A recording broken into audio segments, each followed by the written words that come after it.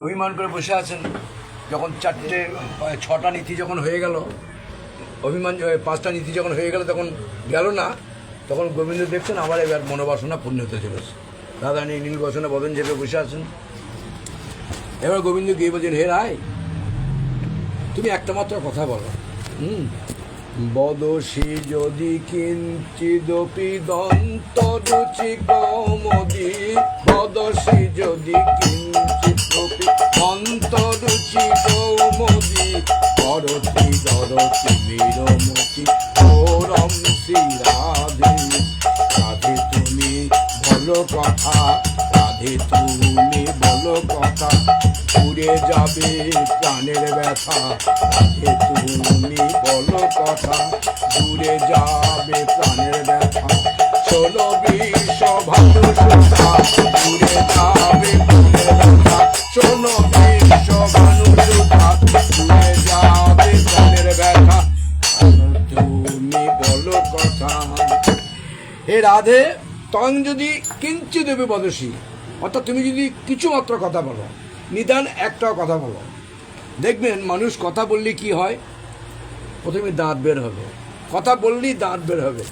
সেইটাকে ঘুরিয়ে বললেন, তং যদি কিঞ্চিত দেবী বদসী, তুমি যদি কিছু মাত্র কথা বলো, তাহলে কি হবে, তোমার দন্ত জ্যোতি কৌমুদী প্রকাশ, তোমার হবে দন্ত চাঁদের উদয়, হবে দন্ত চাঁদের উদয়। যে কথা কও হে হয়ে সদয়, হবে দন্ত চাঁদের উদয়, কথা কও হে হয়ে সদয়। কেটে যাবে মনের ভয়, হবে দন্ত চাঁদের উদয়, কেটে যাবে মনের ভয়, হবে দন্ত চাঁদের উদয়। একটা মাত্র যদি কথা বলো, তোমার দন্তরূপ চাঁদের উদয় হবে। আকাশে চাঁদের উদয় হলে কি হয়, অন্ধকার দূর হয়ে যায়। তা তোমার দন্তরূপ চাঁদের উদয় হলে এখানে কোন অন্ধকার দূর হবে?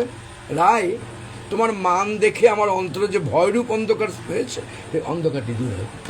তুমি একটা মাত্র কথা বলো, তোমার কথার গুণ অন্য কেউ জানুক বা না জানুক, আমি জানি। তোমার কথায় কি হয় জানো? তোমার কথায় রসের তরি বয়ে, কথায় রসের তরি বয়ে, শোনো রাধে বিনোদিনী, কথায় রসের। তোমার কথায় রসের নদী বয়ে যায়। আর কি হয় জানো? তোমার কথায় মৃতের প্রাণে ফেরে, কথায় মৃতের প্রাণে ফেরে, ভয়ে তিমিরি যাই দূরে, কথায় মৃতের প্রাণে ফেরে। তুমি যদি কথা বলো, মৃত ব্যক্তি প্রাণ ফিরে পায়, অন্ধকার দূরে চলে যায়। একটা মাত্র কথা বলো। তোমার তো এরকম হওয়া উচিত নয়। স্ফুরদ ধর সিধবে তব বদন চন্দ্রমা, স্ফুরদ ধর সিধবে তব বদন চন্দ্রমা, রোচয়তি লোচন চকরম শ্রীরাধে। স্ফুরদ ধর সিধবে তব বদন চন্দ্রমা।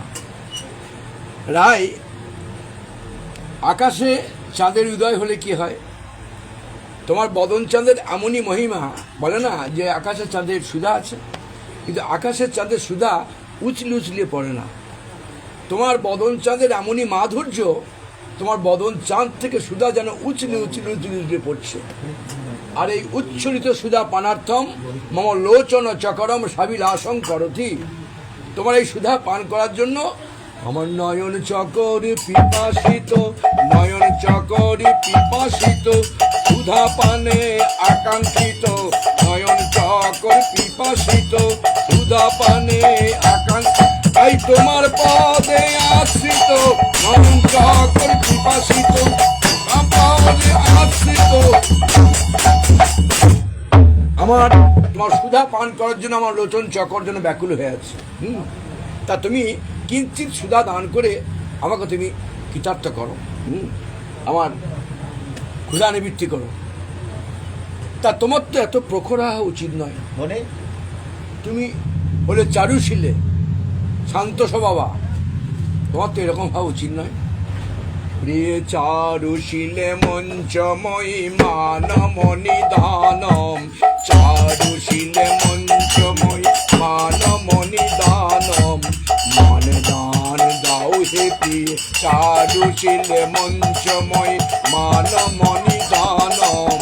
হে রায়, তুমি হলে চারুশীলে শান্ত স্বভাবা, তোমার এত প্রখর কঠিন হওয়া উচিত নয়।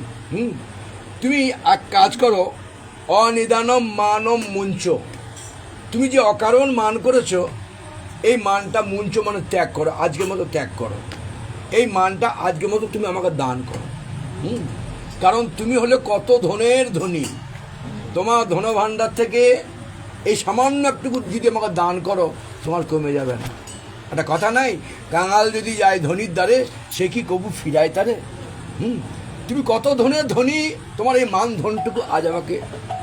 তবে আমার মন কি বলছে জানো? আমার মন বলছে তোমার এটা অভিমান নয়, অভিনয়। কেন? আচ্ছা বলুন তো, অভিমান কাদের প্রতি করা চলে? অভিমান করা চলে গুরুজনদের প্রতি, লোকের জন্য, বড়দের প্রতি ছোটদের অভিমান হয়, সমানে সমানে অভিমান হয়।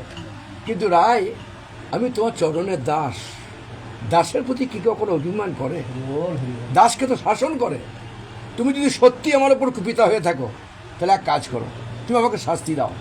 সত্যমে বাসি যদি উদতিময়ী কৌপিনী, সত্যমে বাসি যদি উদতিময়ী কৌপিনী, দেহি কর নয়ন সর ঘাতম শ্রী রাধে, দেহি কর ঘাতম শ্রী রাধে।